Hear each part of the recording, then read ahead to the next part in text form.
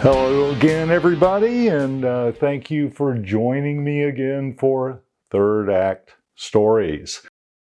And as you can see, I've got a big enterprise sitting in front of me. This monster has got a lot of attention right now because Tomy, a die-cast company, has produced a similar version of this thing.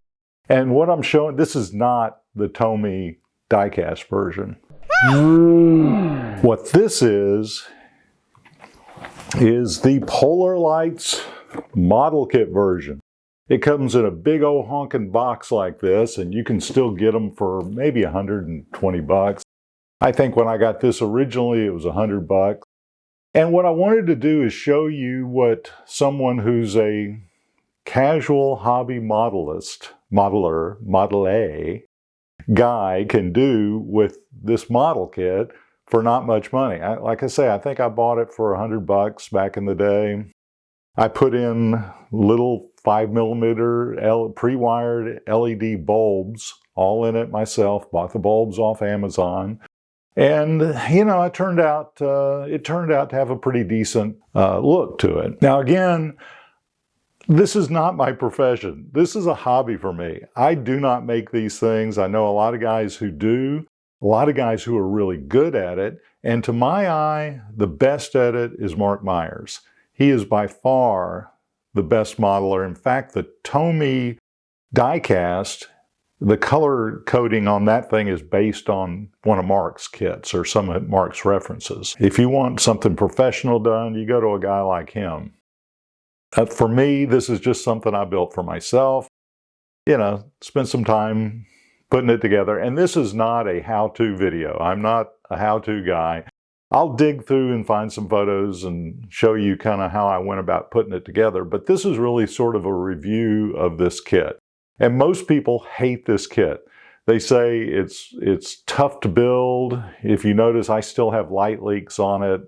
You know, over time, I'm filling them in and taking care of it. But there are gaps in the plastic when you put the thing together. But generally, the details on it the details are really, really good. You've got all the interior of it for all the different sections that come with the kit.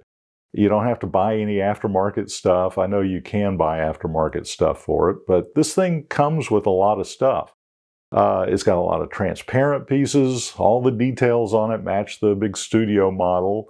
And as you can see, it's gigantic. It's 1/350th scale. I painted it with, again, someone who doesn't have a real terribly outlandish skill at doing these sorts of things.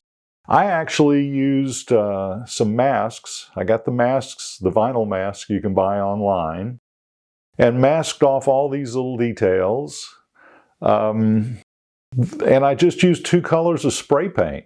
I basically sprayed the thing a pearlescent white, and then went back over it and painted the little details in. I think it was like an aviation white, aviator's white, Tamiya.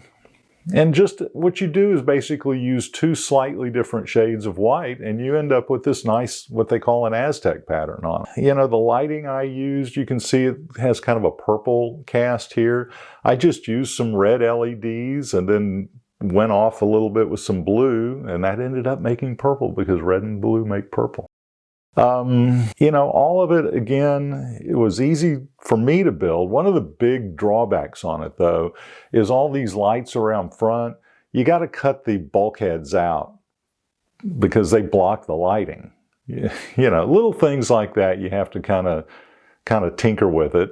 But you know, all of this stuff like the little blinky LED, I just bought a pre-wired blinking LED. I didn't go out and get a digital control board for any of this. It doesn't do a lot of the stuff that most of them do, but I'm happy with it. Again, I'm just a hobby guy. This is what I do in my spare time in my 60s. I get to have fun like this. I put some lights down here on the base, and that kind of projects some light up onto the ship, which sort of looks like what I thought the thing in the movie looked like. You know, there's some details that are kind of interesting. Up here, I put a I put a dock, a airlock, I guess, an aftermarket. I bought a little aftermarket resin airlock and stuck up in here, which was easy to do. You can buy those things on eBay. And the problem with it was, or the tough thing was, I had to cut through the hull of this thing, and that took me a week. I used an X-Acto knife because I wanted to have a nice sharp edge on it, and you got to be careful with it because you can slip, cut your finger. I've cut my fingers a million times, or you can do something even worse. You can cut your leg off, for crying out loud. Be careful. If you take your time, you can cut through it, but it's heavy, thick plastic. It doesn't need, I don't think, any kind of internal structure. I've never put any internal structure in it, and it holds up just fine. It doesn't droop or anything. That's the one drawback. The one major drawback I see to that Tomy kit, or toy, I guess it is, because it's all die cast. It's so heavy that it droops forward.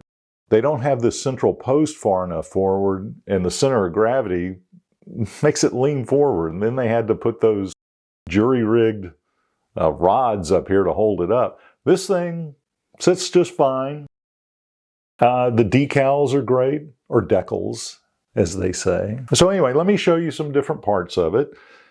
In the back here, you can look in. It has all the detailed landing bay and shuttle bay. It goes all the way in, if you can see. It goes all the way into the cargo hangar. I mean, the whole interior structure of this thing has got model kitting pieces in it, so you can build it out. This little arboretum down here, you can see it right along the front here. That has all the little pieces in it to make an arboretum. You know, back here, you've got your officer's lounge. You know, you can see that in there. It's just, you know, you have to be careful about painting all this stuff. You don't want, and when you spray a coat of clear over it, which I tend to do because I want these decals to stay on it, you don't want to get it on this transparent plastic because it'll turn it frosty and you can't see anything in it if you do that. But anyway, it's, you know, the only brass metal piece I used was a little piece that goes around the inside of this deflector dish to kind of give detail inside of it. I put that in there. But not a lot of aftermarket stuff. And again, this is just fun stuff that, that I've done. I was a big fan of this show as a kid, and I love the art of it. I loved all the little details that these model makers over in Lucasfilm put into these shows. You know, that was an interest of mine. I worked for Lucasfilm for quite a few years doing Star Wars design. I didn't actually go out there and take a full-time job with them because they didn't have a good dental plan. Just always been fascinated with that stuff. And, you know, this is one of the things one thing I don't do is put all this stuff out in my regular living space. I have a room that's a kind of a study/studio area where I do all my painting and do all my comic books and all that stuff and my computer work. And I have all this stuff stashed back there.